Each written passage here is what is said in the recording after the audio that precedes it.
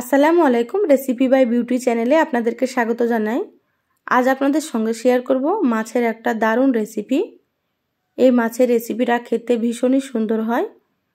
যাকে খাওয়াবেন সেই কিন্তু এই মাছের রেসিপিটা খুবই পছন্দ করবে। তো অবশ্যই আপনারা স্কিপ না করে পুরো রেসিপিটা দেখে নেবেন। আশা করছি এই রেসিপিটা আপনাদেরকে অনেক বেশি ভালো লাগবে।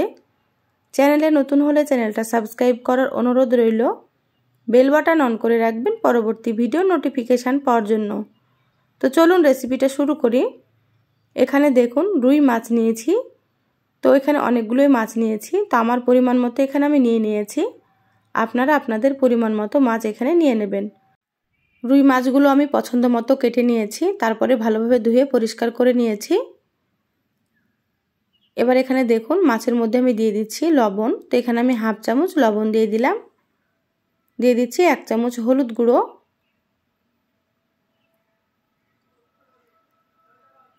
এবার আমি হাত দিয়ে মাছগুলোকে খুব ভালোভাবে মেখে নেব।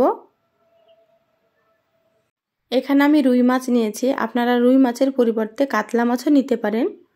কাতলা মাছ রান্না করলেও কিন্তু খেতে অনেক বেশি ভালো লাগবে।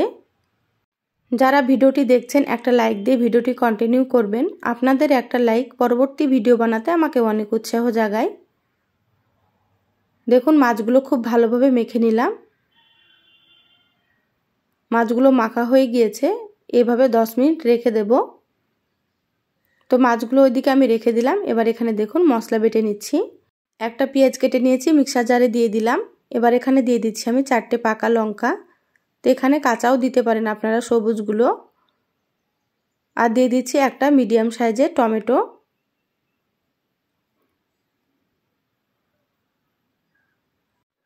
এবার আমি এখানে দিয়ে দিচ্ছি 5টা কাজু বাদাম।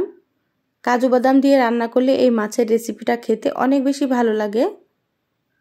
এখানে দিয়ে দিচ্ছি 1 চামচ ধনিয়া গুঁড়ো। আর দিয়ে দিচ্ছি 1 চামচ জিরা গুঁড়ো। এবার আমি অল্প একটু পানি দিয়ে দিচ্ছি। পানি দিয়ে একেবারে মিহি করে বেটে নেব।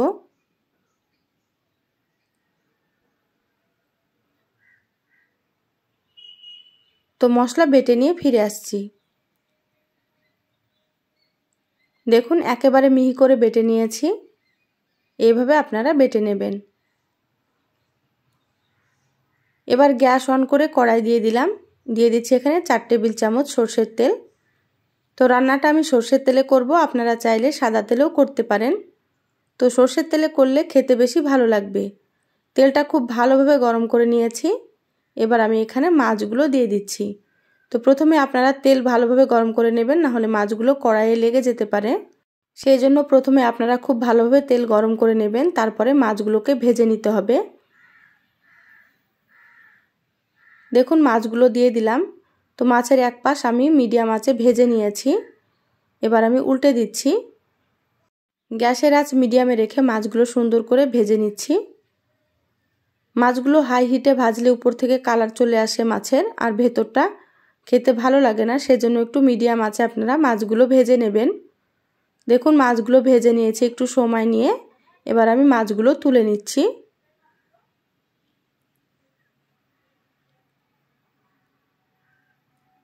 ওই তেলের মধ্যে আমি দিয়ে দিচ্ছি হাফ চামচ কালো জিরে। কালো জিরে দিলে ফ্লেভারটা কিন্তু খুবই ভালো লাগে। আর দিয়ে দিলাম একটা বড় সাইজের পেঁয়াজ কুচি। এবার নেড়েচেড়ে ভেজে নিচ্ছি পেঁয়াজগুলো। পেঁয়াজ ভাজা হয়ে গিয়েছে। এবার আমি এখানে বেটে রাখা মশলা দিয়ে দিলাম। নেড়েচেড়ে মশলা ভেজে নিতে হবে কাঁচা গন্ধ চলে যাওয়া পর্যন্ত। তো আমি সময় নিয়ে ভেজে নিচ্ছি। তো আমার চ্যানেলে আরও অনেক রেসিপি আছে, চাইলে আপনারা আমার রেসিপিগুলো দেখে আসতে পারেন। কিছু রেসিপির লিংক আমি আই বাটনে দিয়ে দেব, আপনারা সেখান থেকেও দেখে নিতে পারেন। দেখবেন আমার রেসিপিগুলো আপনাদেরকে ভালো লাগবে। মশলা ভেজে নেওয়া হয়ে গিয়েছে। এবার এখানে আমি দিয়ে দিলাম হাফ চামচ লঙ্কার গুঁড়ো। তো ঝাল আপনারা আপনাদের নিজেদের টেস্ট অনুযায়ী এখানে ব্যবহার করবেন। যে যেমন ঝাল পছন্দ করেন সেভাবে লঙ্কা ব্যবহার করবেন।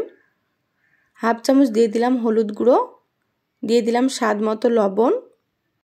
লবণ আপনারা এখানে বুঝে ব্যবহার করবেন, কারণ মাছ ভাজার সময় আমি লবণ দিয়েছিলাম, তো সেটা বুঝেই কিন্তু লবণটা দিতে হবে। হাফ চামচ দিয়ে দিলাম কাশ্মীরি রেড চিলি পাউডার, এটা কালারের জন্য দিয়ে দিলাম। এতে ঝাল হবে না, আপনারা চাইলে স্কিপ করতে পারেন। এবার মশলার বাটিটা ধুয়ে একটু পানি দিয়ে দিলাম। তো অবশ্যই এখানে একটু পানি দিতে হবে, নাহলে মশলাগুলো পুড়ে যাবে। এবার গ্যাসের আঁচ মিডিয়ামে রেখে মশলা কষিয়ে নিতে হবে। তো মশলাটা যত ভালোভাবে কষানো হবে রান্নাটা কিন্তু ততই বেশি ভালো লাগবে খেতে। তো মশলাটা আমি 5 মিনিটের জন্য ঢাকা দিয়ে দিচ্ছি, ফিরে আসছি 5 মিনিট পর। দেখুন 5 মিনিট পর ঢাকাটা খুলে নিলাম, মশলার কালারটা দেখুন কত সুন্দর হয়েছে। তো এইভাবে আপনারা মশলা কষিয়ে নেবেন। খুব ভালোভাবে আবারও নেড়েচেড়ে নিচ্ছি। এবার এখানে আমি দিয়ে দিচ্ছি পরিমাণ মতো ঝোলের পানি। তো আপনারা যেমন ঝোল রাখতে পছন্দ করবেন সেইভাবে পানি ব্যবহার করবেন। এবার ঝোলটা ফুটিয়ে নেব ঢাকা দিয়ে। এবার আপনাদেরকে আমি একটা কথা বলি, আমার এই চ্যানেলে মাছ, মাংস, সবজি সব কিছুরই রেসিপি দিই। আমার আরও একটা চ্যানেল আছে, সেই চ্যানেলে পিঠা, কেক, নাস্তা সব কিছুরই রেসিপি আপনারা পেয়ে যাবেন। ওই চ্যানেলের নাম হচ্ছে কুকিং রেসিপি। লিঙ্কটা আমি ডিসক্রিপশানে দিয়ে দেব, আর এই চ্যানেলের কমিউনিটিতে দেওয়া আছে, আপনারা দেখে নেবেন। দেখে প্লিজ চ্যানেলটা সাবস্ক্রাইব করে দেবেন। আপনারা যেভাবে এই চ্যানেলে আমাকে সাপোর্ট করেছেন, প্লিজ আমার ওই চ্যানেলটা আপনারা সাপোর্ট করবেন। আপনাদের ভালোবাসা ছাড়া আমি এগিয়ে যেতে পারবো না। প্লিজ আপনারা সাবস্ক্রাইব করে দেবেন। দেখুন ঝোল ফুটিয়ে নিয়েছি, মাছগুলো দিয়ে দিলাম, একটু নেড়েচেড়ে নিলাম মাছগুলোকে। এবার আমি ঢাকা দিয়ে রান্না করে নেব 10 মিনিট মিডিয়াম আঁচে। তো ফিরে আসছি 10 মিনিট পর। দেখুন 10 মিনিট পর ফিরে আসলাম, ঝোল অনেকটাই কমে গিয়েছে আর মাছ রান্নাটাও হয়ে গিয়েছে। তো এইভাবে মাছ রান্না করলে খেতে ভীষণই ভালো লাগে। তো আপনারা একবার রান্না করে দেখবেন। এবার আমি এখানে দিয়ে দিলাম হাফ চামচ ভাজা জিরের গুঁড়ো।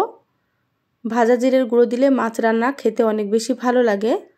যারা চ্যানেলে নতুন এসেছেন, রেসিপিটা প্রথম দেখছেন, যদি আপনাদেরকে ভালো লাগে তো প্লিজ চ্যানেলটা সাবস্ক্রাইব করে দেবেন। পাশে থাকা বেল বাটন অন করে রাখবেন, তাতে করে আমি যখনই ভিডিও আপলোড করব সবার আগে আপনারা নোটিফিকেশান পেয়ে যাবেন। যারা সাবস্ক্রাইব করে সাথে আছেন তাদেরকে অসংখ্য ধন্যবাদ। দেখুন রান্না হয়ে গিয়েছে, গ্যাস বন্ধ করে দিলাম। এরকম আমি ঝোল রাখবো, এই ঝোলটা খেতে কিন্তু অনেক বেশি ভালো লাগে। তো 5 মিনিট পর আমি প্লেটে ঢেলে নিয়েছি। দেখুন মাছ রান্নাটা কতটা লোভনীয় হয়েছে দেখতেই পাচ্ছেন, আর খেতে মাশাআল্লাহ ভীষণ ভীষণ ভালো লাগে। তো অবশ্যই আপনারা একবার হলো এইভাবে মাছ রান্না করে খেয়ে দেখবেন। বাড়ির ছোট থেকে বড় সকলেই কিন্তু এই মাছ রান্নাটা খুবই পছন্দ করবে। রেসিপিটা আপনাদেরকে কেমন লাগলো অবশ্যই চ্যানেলের কমেন্ট বক্সে কমেন্ট করে জানাবেন। ভালো লাগলে একটা লাইক দিয়ে যতটা সম্ভব বন্ধুদের সঙ্গে শেয়ার করে দিবেন। সবাই ভালো থাকবেন, সুস্থ থাকবেন। ফিরে আসবো আবারও কোনো নতুন রেসিপি নিয়ে। ধন্যবাদ সবাইকে। আল্লাহ হাফেজ।